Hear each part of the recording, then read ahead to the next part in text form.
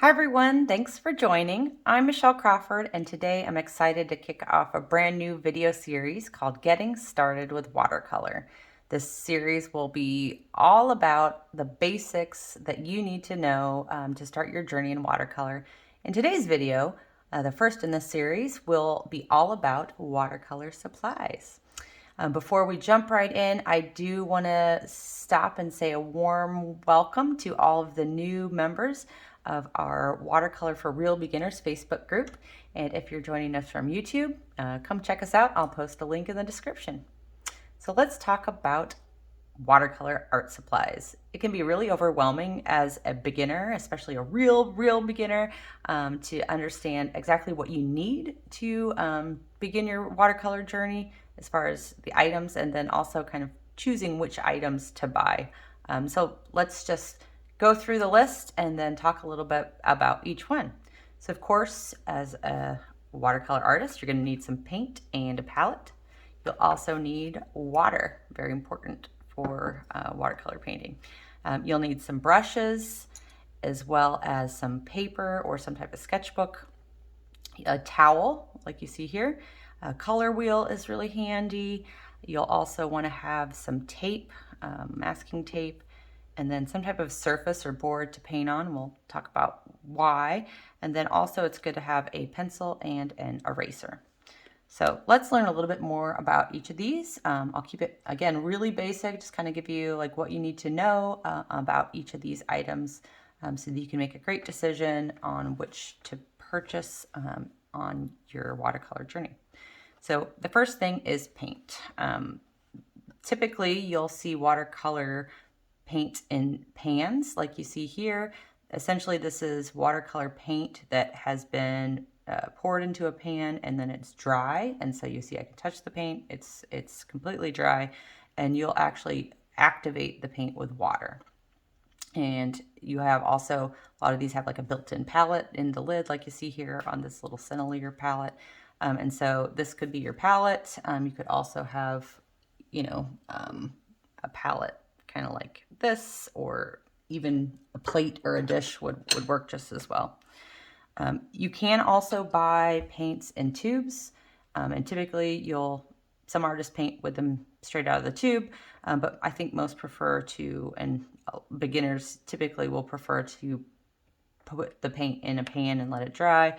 Of course, the easiest thing to do is just buy a pretty simple pan set. As far as brands go, I bought this little Centiliter palette just because I wanted to have kind of a more limited palette when I was doing some watercolor courses and kind of wanted to challenge myself with some color mixing. These are like honey-based paints.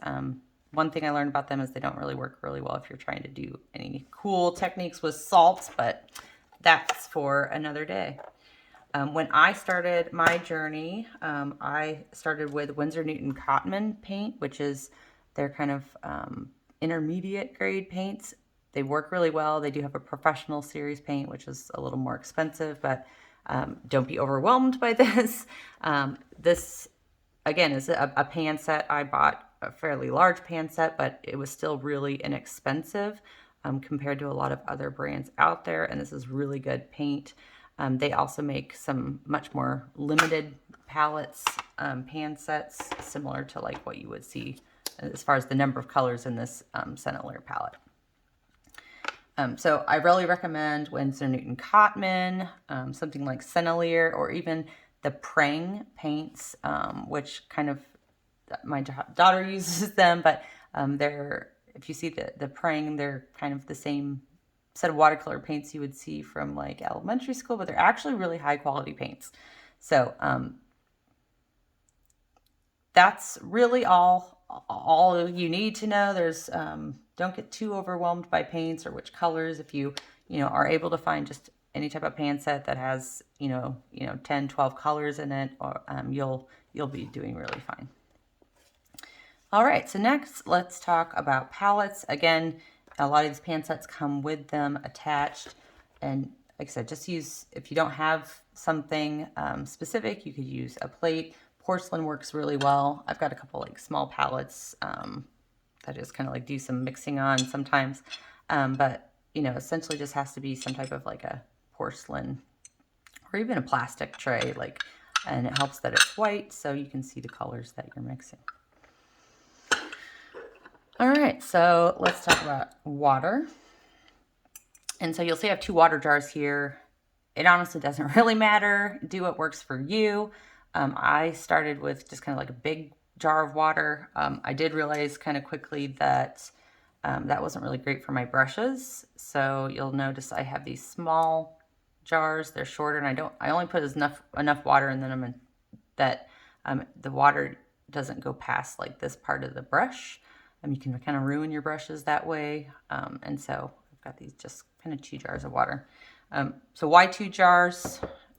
Again, do what works for you. I like to have just some extra clean water around for using it in different techniques or rinsing off my brush. I like to use clean water in my techniques a lot, but some people will have like a dirty jar and a clean jar, or like one where they wash out their warm colors and their cool colors.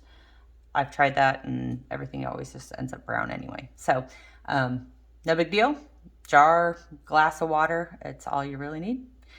And then brushes. You'll want to find some watercolor brushes. So they're specifically for watercolor.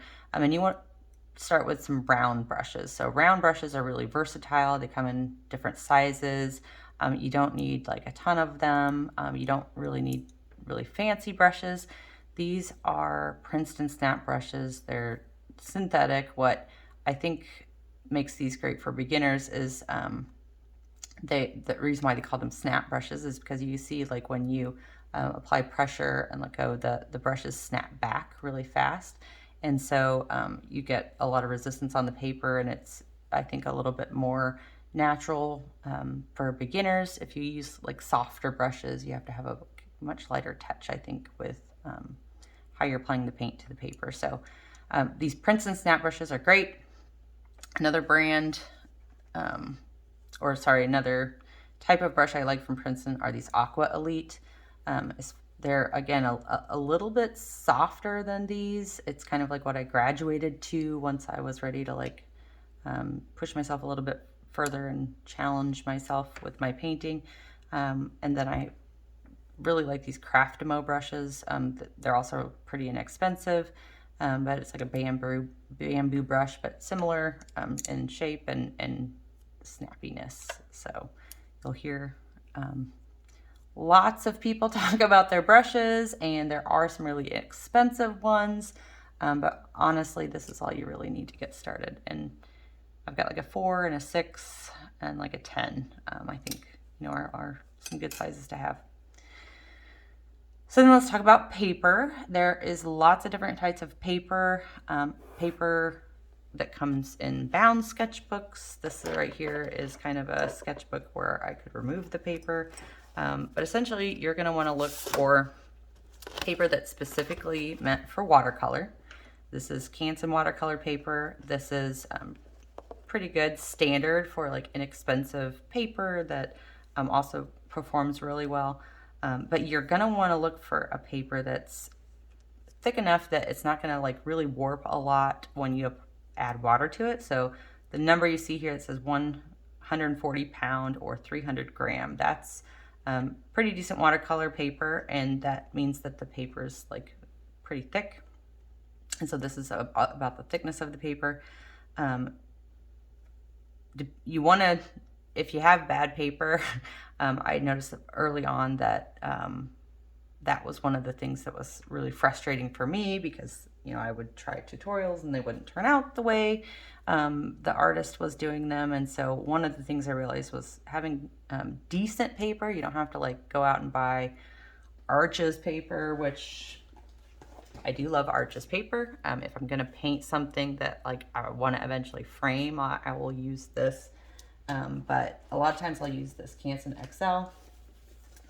But 100% cotton paper is really the best for watercolor because it absorbs water really well. It stands up more to like having the water on it, but also like scrubbing and things like that. So if you can find inexpensive 100% cotton paper, that's 140 pound, that's really your best option. This is a company called B Paper Company.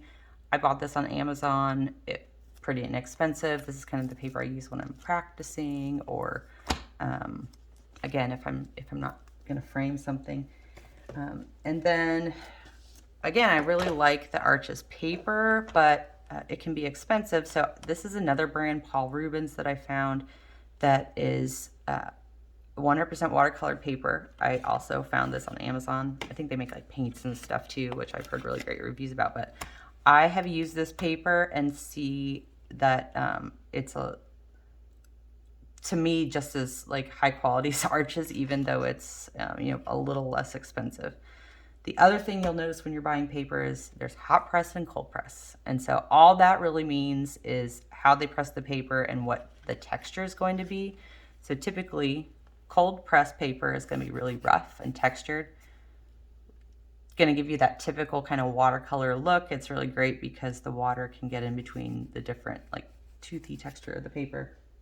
And then the hot press is a much smoother surface. If you're painting something like really detailed, maybe a portrait or something, maybe you would use that. But I think most people prefer like more of like a cold press. What I like about this Paul Rubens paper is that even though this is cold press, it's kind of somewhere in between hot and cold, and it's a really nice surface. So check this out if you're looking for some high quality, inexpensive paper. And then some of the papers too, you'll even notice like have like a rough side and a smooth side. So I think you could use whichever side you'd like on that one, to be quite honest. So that's a little bit about paper. The other thing you're gonna need is a towel. I started mostly using paper towels, and I do keep some paper towels handy just because sometimes I use them to save some of my mistakes. But just having a rag or towel that you can blot your brush on, clean off some paint. A lot of times I'll like rinse and dry off my brush before I do blending or something, but this is going to be something that's going to be essential for you to have. It's nice and sustainable to not use a paper towel, so there's that. And then having a color wheel is also really handy. Again, this doesn't have to be fancy. You could even like print one, like Google color wheel, and print something off of the internet. I've got this one that helps me kind of like visualize a little bit how some colors might mix. But essentially, the whole basis of color theory is surrounded on like the primary colors and how those mix together to form the secondaries. And there's a lot to color theory as far as how like different colors complement one another. And so this is kind of a great thing to have just to help you kind of as you're learning how to color mix and thinking around the color wheel. And also like this one has, and I just picked this up at my local craft store, and again it was just like a few dollars US, and so you can see like it's showing me if I mix these primaries with any of the colors around the wheel, you can see in this little window what the outcome might be. So this is really, really helpful, and on the back it's got some shades and things too. So get yourself a color wheel or print one off the internet. And then you'll also want to have some tape. You'll use the tape to typically tape your paper down to a surface, or if you're dividing your paper into multiple sections, you'll use tape to kind of mask it off. And so this is kind of important to have. And I have been using this. I think another frustrating thing when you start to use tape is, especially if you don't have very high quality paper, you might, use just regular painter's tape, and then you go to pull it off at the end and you rip your paper and destroy your painting. So I found this 3M delicate surface painter's tape, and so it's just like painter's tape. It masks really well, but it's really not going to rip your paper. And so I really have been using this for a while, but I also like this Holbein tape that I recently found through like Let's Make Art. Very similar, like it doesn't seem to rip my paper, which can be really frustrating. But you're going to want to have some type of tape handy for masking off your paper. And then a surface or a board. So you can very well take this to paint right in your sketchbook. This is a nice flat surface to paint on. But you'll notice with watercolor that as you're wetting the paper, you might notice like the paper warping, and that's totally normal. You're not doing anything wrong. And for that reason, like a lot of times you'll remove the piece of paper, use a single sheet, and then tape it onto a board or some type of surface. And so I have, this board here, which is that in the tent where I can just kind of put my paper down. I'll use the tape to tape it on all 4 sides, and then as I paint on it, and it expands and shrinks and expands and shrinks, it should stay pretty flat. And I think this is pretty much what most artists do. Of course, if you're kind of just practicing or learning, you can just paint right in your sketchbook or right on a single sheet of paper. The other thing I will mention is this Paul Rubens paper I was showing off is paper that's in a watercolor block.